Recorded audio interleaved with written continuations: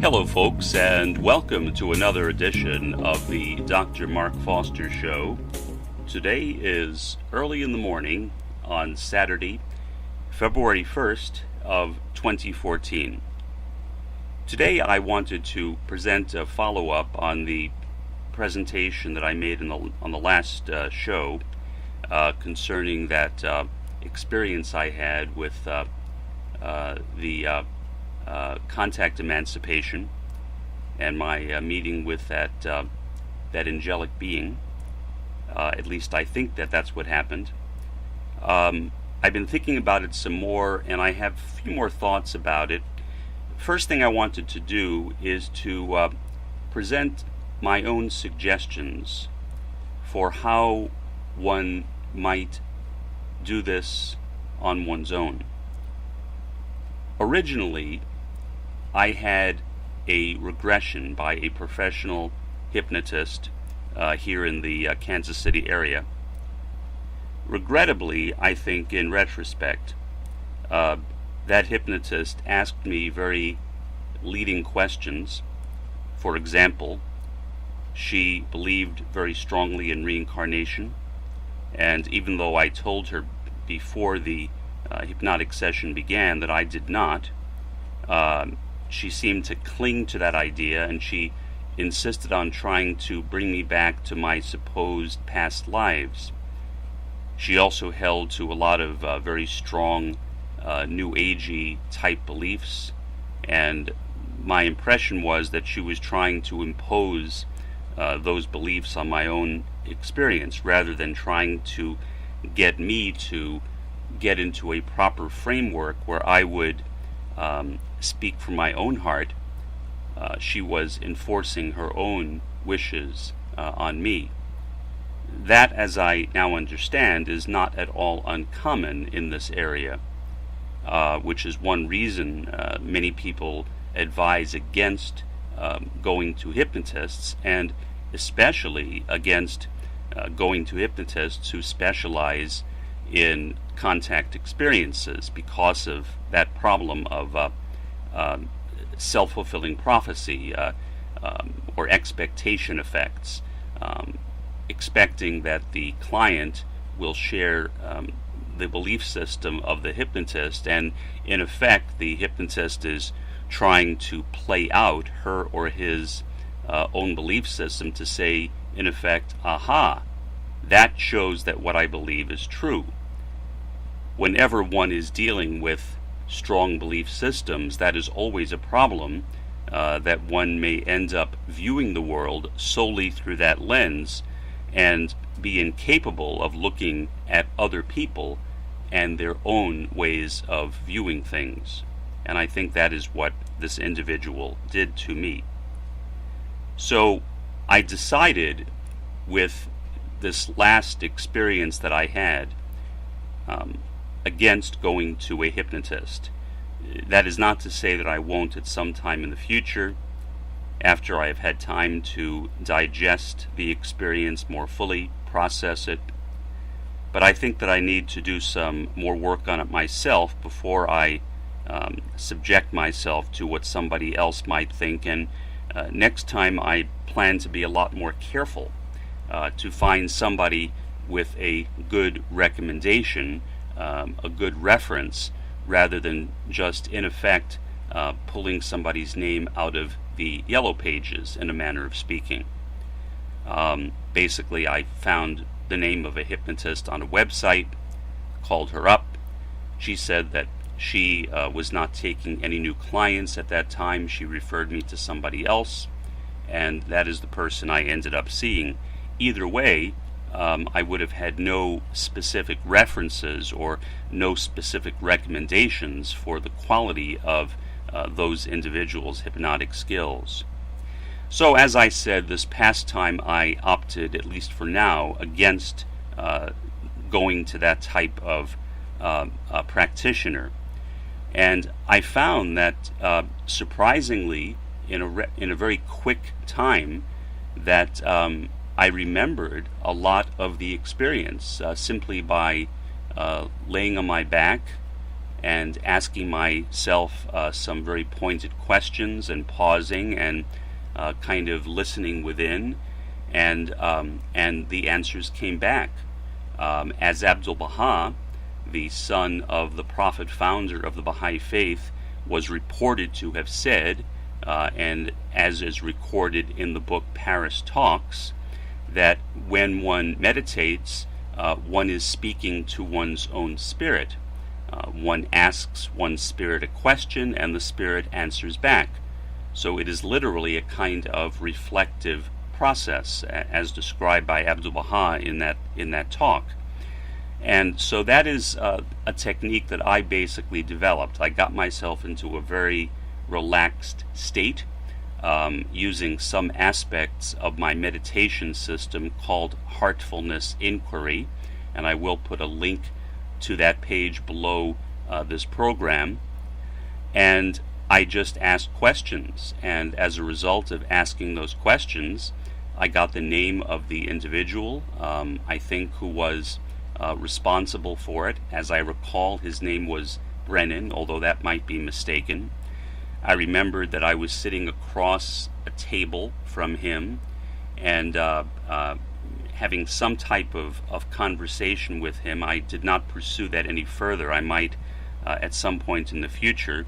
But what I got from it, I think, is one very important thing. And perhaps it is a kind of warning about upcoming events in the world. There has been a lot of discussion all over the internet about those strange sounds that people have been reporting, especially beginning in the year 2011. Some of the sounds have been reported to be trumpet-like. Others have been thumping or loud booms. What I got from this contact experience, I think, or at least one thing that I got from it, is an understanding of what those sounds might be.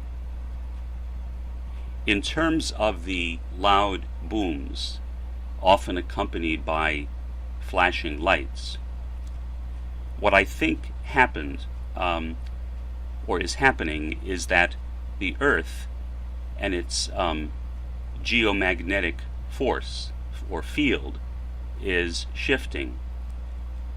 As Baha'u'llah wrote, "The world's equilibrium hath been upset through the vibrating influence of this most great, this new world order.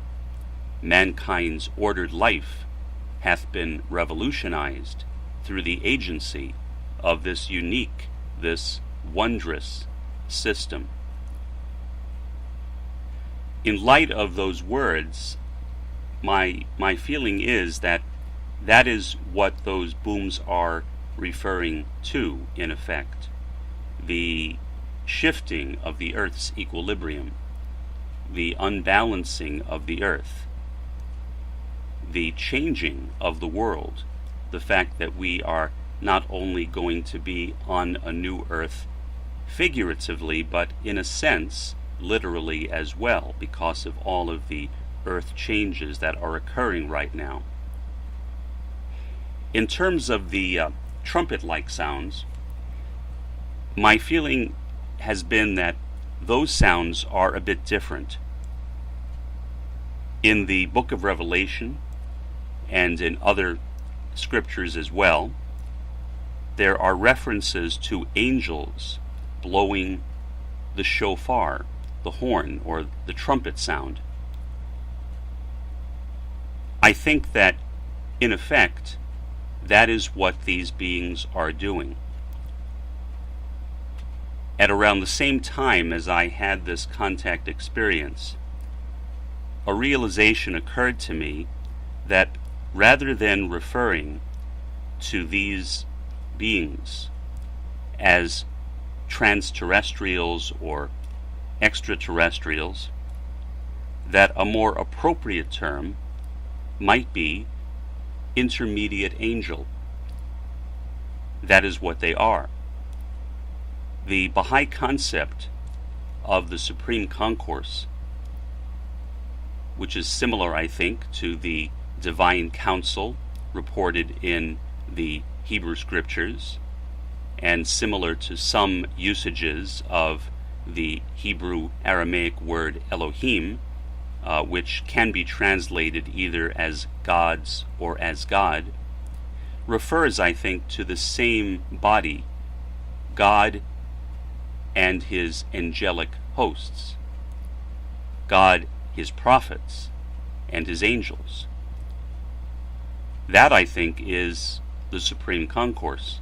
Therefore, the beings who are assisting us at this time, that some people are referring to as aliens, unfortunately, or as extraterrestrials, or by whatever other name people come up with, are really angels. Now, in a literal sense, perhaps they are extraterrestrials, perhaps they do come from other planets or other dimensions and other star systems or what have you. But in relationship to us, they are the messengers of God. That, of course, is what angel refers to. An angel is a messenger.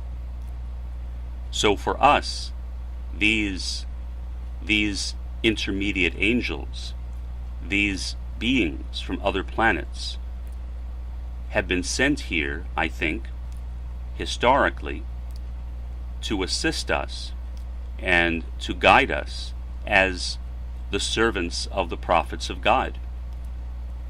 And so in this day and age, the promised day of God, with the coming of the promised one of all religions, Baha'u'llah, these angels here are acting, I think, in service to the greatest name, Baha'u'llah. And they are his angels. They are his hosts or armies. They are his champions and apostles. They are here to serve the interests of the Blessed Beauty, Baha'u'llah. So I think, for example, again, back in the 1950s, when some of these intermediate angels apparently approached President Eisenhower and perhaps other leaders as well, but were unfortunately turned away when they offered to give us or to assist us to reach peace or to deal with possible natural catastrophes that were about to overtake us. They were acting as the angels of Baha'u'llah. So that is what I have gotten partially from this last contact experience, this last contact emancipation, is a sense that time is rather short for us, that the earth changes are speeding up, the angels are trying to make us aware of the coming changes that are about to overtake us by blowing the ram's horn, by blowing the shofar or the trumpet sound, and just in general that that they are the angels of the Supreme Concourse, that they are not aliens. In fact, if anyone is an alien in a sense, or a visitor, it is us. We are the new kids on the block. Homo sapiens are relatively new.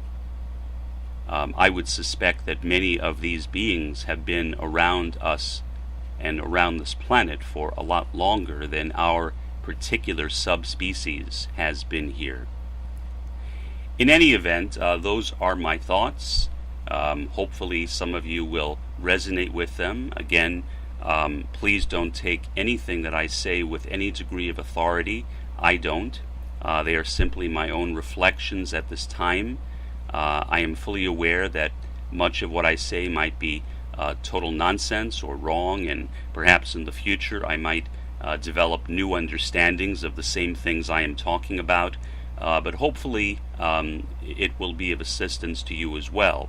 So my suggestion in conclusion is that if you have any contact emancipations or contact experiences of your own, not to initially at least go to a professional hypnotist, to go into a state of meditation, as I suggest in that Heartfulness Inquiry book, and to then proceed to ask yourself questions about things, and just listen for the answers. Listen to see what comes or appears in your thoughts just by asking those questions.